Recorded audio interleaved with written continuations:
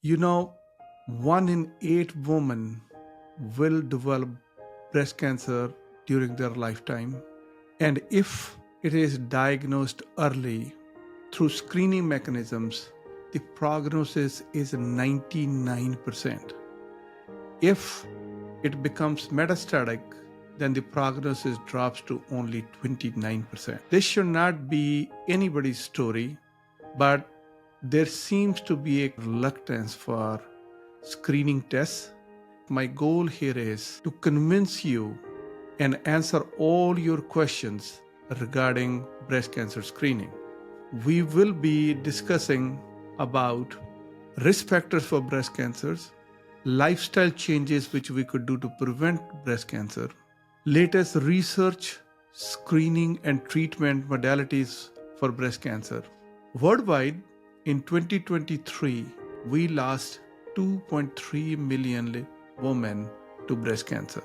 In the United States, there are about 42,000 deaths happen due to breast cancer. Let's do the math. It comes around one jumbo jet crashing every day from this deadly disease. This disease, if detected early through mammography, costs 10 to 15,000 per case because treatments are easy and the disease is curable. But if screening is ignored, then this can cost up to 100,000 to $1 million depending on the institution. This is not something simple. There is a lot of family histories, racial background, social determinants of health, which determine the final outcome of breast cancer. We will answer your questions. You are able to understand this disease and make a reasonable decision with reasonable accuracy.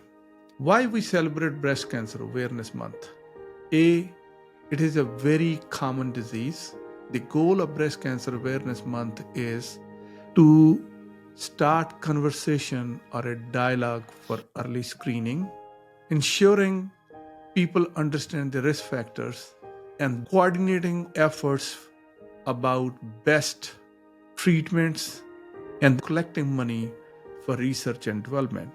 Third Friday of every October is also celebrated as National Mammography Day. We focus efforts so that we could increase your acceptance of this life-saving screening test. I will convince you by the end of this talk why we should not ignore it. To give you a context, I will explain anatomy of the breast tissue quickly. Breast tissue is made up of a gland which we call lobules, which produces milk. This milk is carried through the ductal system to nipple, where it's extruded out to feeding the child. This duct and the conducting canals are encased in a lot of fatty tissue, which gives breast its shape. Anatomically, you look at the breast tissue, you need to look at breast tissue in following component. Let's start from outside and go inside.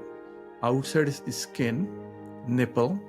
Then underneath is the fatty tissue, and the fatty tissue there are ducts, and then the glandular part of the breast. When we talk about breast cancer, the sources where this cancerous change can happen, it could be either in the lobule or the gland which produces the milk, or it could be in the ducts. So there are two kinds of breast cancers based on ductal. The one which arises from the duct we call ductal carcinoma, and the one which comes from the lobule we call lobular breast carcinoma. In the fatty tissue, we could develop a lot of fatty tumors, the lipomas. Nature has a very coordinated way. When each cell divides into newer cells, it keeps in check how many times it can divide. Second, each tissue maintains its boundary wall. When these cells start proliferating and not obey any rule or law, that is a cancerous change. These cancer cells have a property that they keep on dividing and they do not follow the regular rules. They have a ability that they could penetrate into adjoining tissues, organs, and they can metastasize. These cancerous cells can develop either in the gland or they could develop in the duct.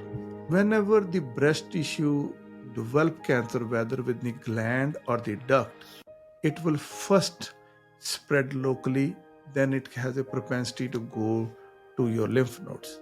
If you go for your routine screening test, you will find these cancers at a very early stage, either located in the duct or located in the lobule or the glandular part. Simple surgery, lumpectomy could be done and cancer is cured.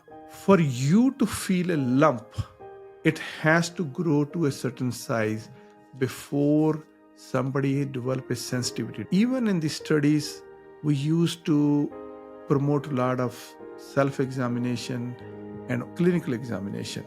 I still believe that we should continue to do, whether you self-examine or a physician or a clinician examines, the sensitivity or the chances of finding change in breast tissue at a very early age is very small. That is why the latest recommendations rely on screening methods more than self-examine. There is a lot of missed opportunity. That's why we focus more on screening by mammography. What are the screening methods which are available to screen for breast cancer? Number one, ladies doing self-examination. Number two is clinical examination. Next test and the best test for screening breast cancer is mammography. It is X-ray of your breast tissue. It is uncomfortable, very understandable, but we all go through difficulties. 5-10 minutes of discomfort yields so much of information that should not be the reason that you don't want to get it. In this, when the radiologist gets the pictures, they get the pattern architect of your breast tissue. If you have the previous mammograms, they compare it and they could very reasonably explain you about whether there is any abnormalities in the breast tissue.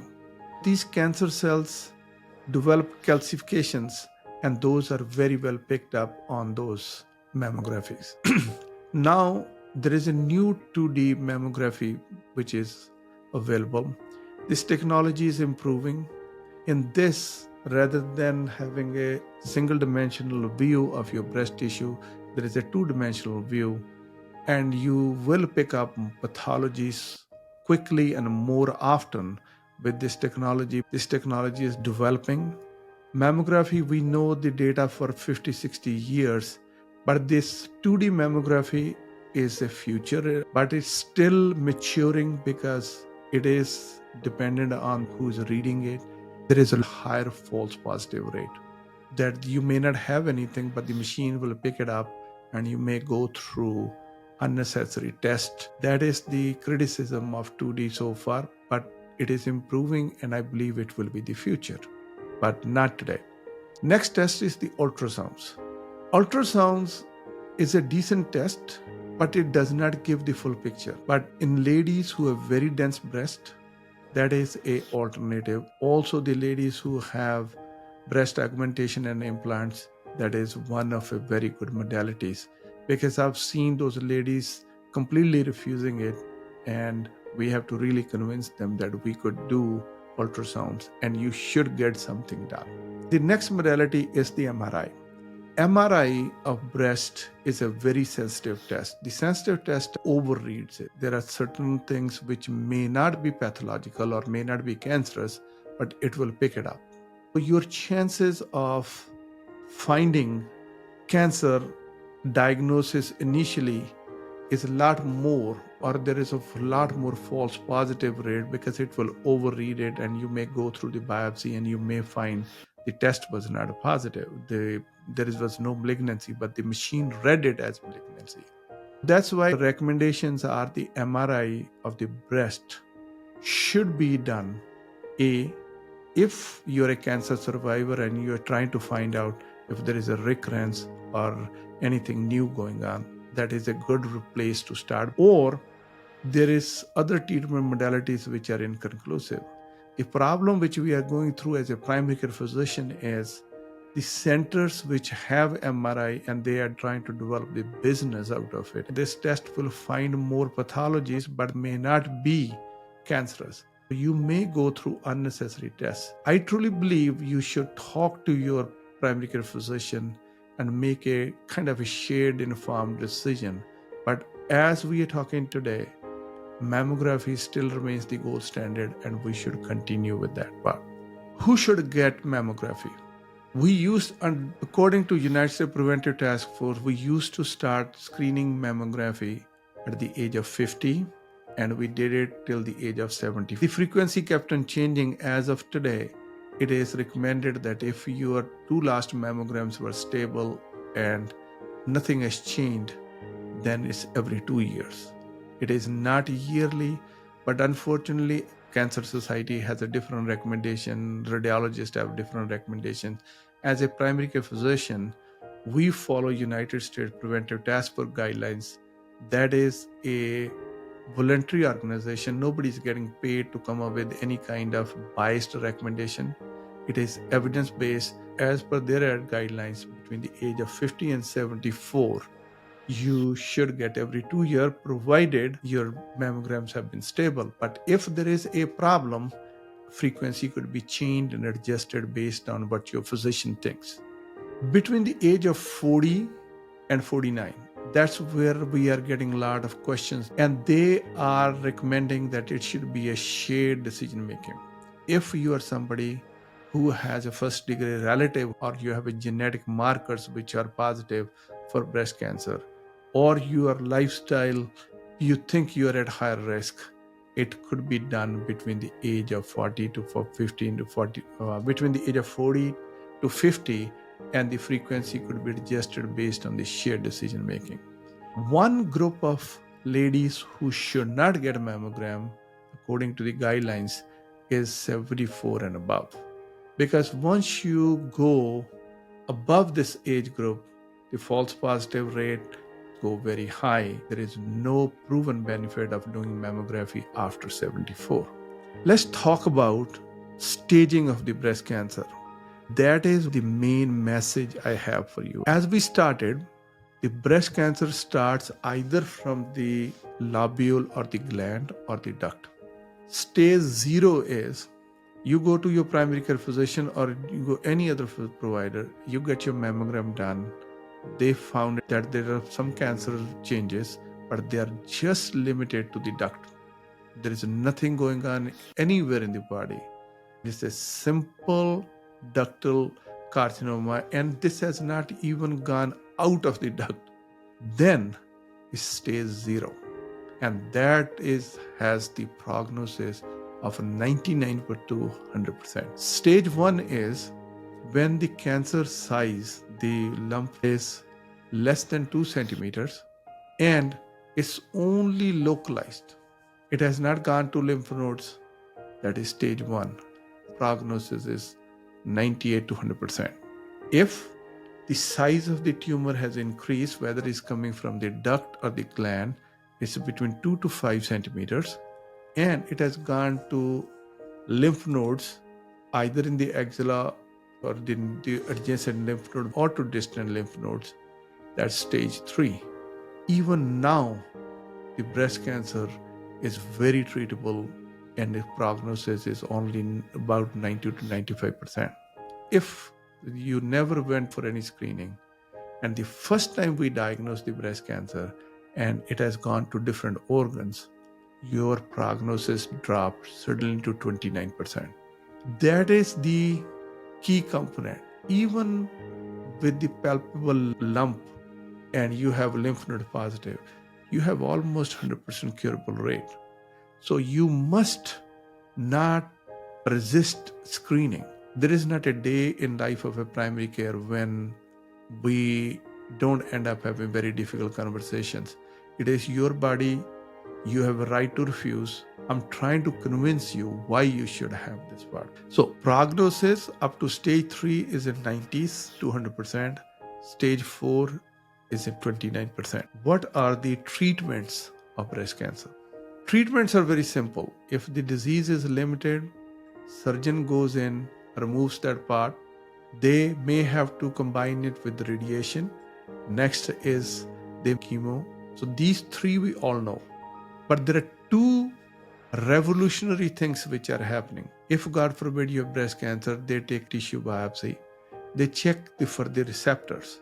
Receptors are the target sites where we could direct medications to work on it.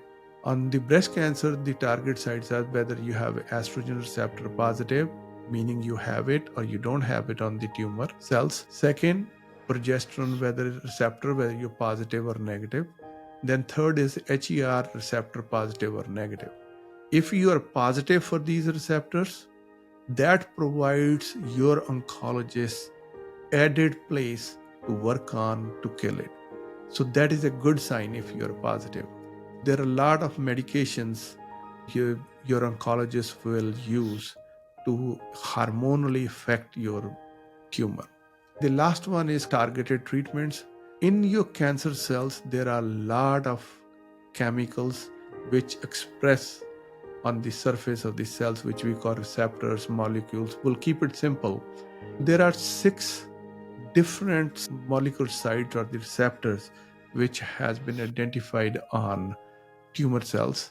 They can target monoclonal antibodies which will go to those receptors and they will start killing the cells. See how the treatment has changed. Initially, we were blasting you with radiation, then chemo, and then hormones. With the targeted treatment, we know cancer cell might be hiding anywhere. We will find them and they could be a site for destruction by targeted treatments. It is beautiful to see how much technology, how much science has improved. This is an evolving field.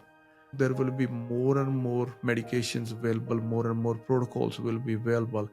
Even in the advanced age, we will have good prognosis.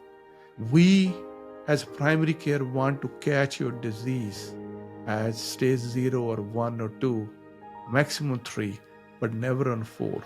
But if, God forbid, you have stage 4 disease, it's not a last game.